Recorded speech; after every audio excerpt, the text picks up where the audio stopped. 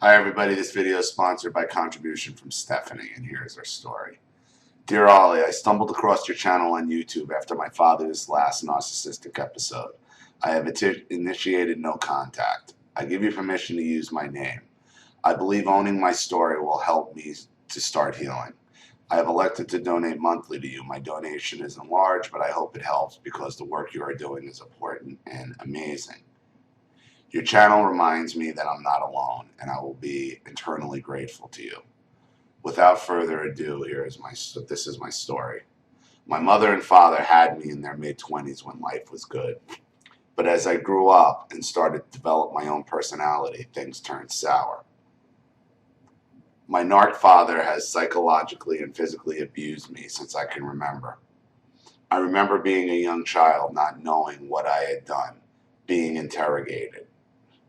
I remember if I answered wrong, I would be hit more than 6 times across the back, butt, and legs until sometimes I had hand-shaped welts. I can remember being told to hold my hand out for corporal punishment, and if I moved it, it would be worse. He would take his time, savoring the look on my face and the tremors in my outstretched hand. He would tell me I was useless, worthless, and fixated on calling me a bully. Whenever I stood up for myself, he would call me a bully and emotionally destroy me. As a result, I allowed my younger sister to bash me for years. He would comment on my weight constantly and often went into a rage that his family wasn't skinny and attractive.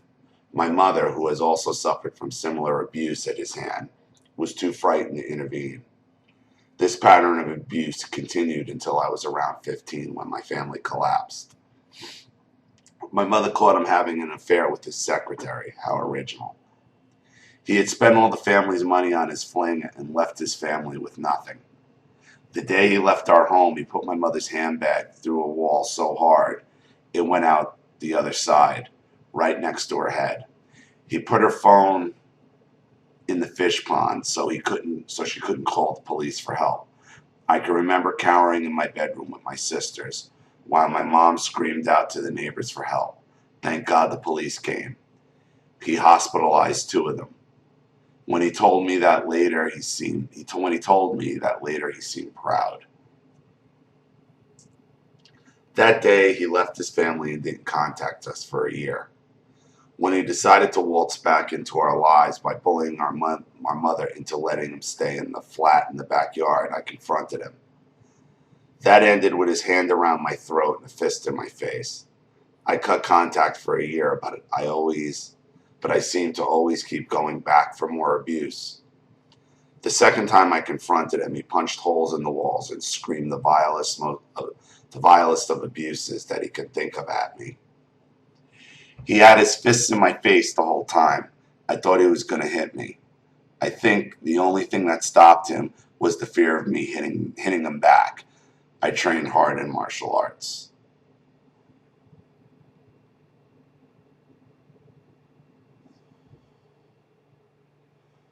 Recently, he purchased a business without much thought and was going to go bankrupt because he couldn't afford to pay wages. Since he's bankrupt already, he will go to Gaul if he goes bankrupt again within 7 years. He guilted me into working for him for free, where I sat in his shop 7 days a week, 12 hours a day for nothing. When his shop wasn't making money in the winter, his business is seasonal, he blamed this failure on me. I promptly found real employment in a job that I love.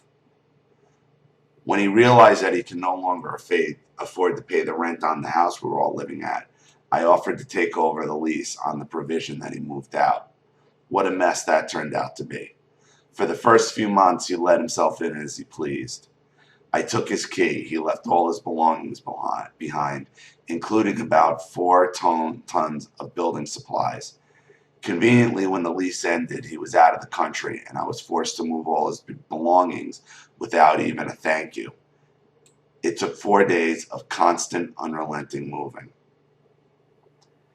His story now is that I forced him out of the house with my attitude. The most recent of his tirade, he tried to intimidate me out of asking my youngest narc sister, dad enabler, to move out. When I told him I was not justifying myself to him, he lost it. He tried to emotionally blackmail me. When that failed, he tried to character assassinate me. I told him to fuck off. He told me to eat shit and die. It's been a few days, and I'm still afraid he will turn up on my doorstep to be aggressive and violent. I told him I would call the police if I saw him. Before I blocked him on social media, he messaged me about how my dead grandmother would be ashamed of me. I was close to her. When he realized he couldn't instant messenger me, he told me via email that I was the reason he believed in monsters. In the past, I've tried to talk to him about our relationship. He honestly and truly believes he has done nothing wrong. I told him about my suicide attempt in a moment of weakness, and he responded by telling me that I was just doing it for attention, and if I wanted to be dead, I would be. My ex actually walked in and saved my life. I have so much rage inside, I am so afraid that I'm becoming like him. Thank you for reading my story, Steph.